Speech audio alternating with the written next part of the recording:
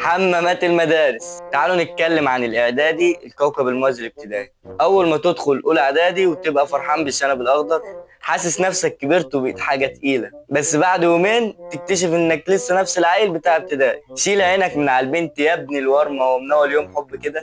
تعالوا بقى على حمامات المدارس. عندك حمامين او ثلاثه على حسب، وطبعا حمام الولاد مفيش انضف منه. تدخل تلاقي حلويات ملزقه في كل مكان. انصحك ما تدخلش. ولو مزنوق بقى، عندك حلين: يا تصبر لحد ما تروح، يا اما تدخل حمام المدرسين وربنا يسترها معاك بقى. تاني اعدادي، هنا بتفتكر نفسك كبرت عشان صوتك اتغير للصوت الغليظ ده، عارفه؟ ازيكم عاملين ايه، فولو بقى لاخوك.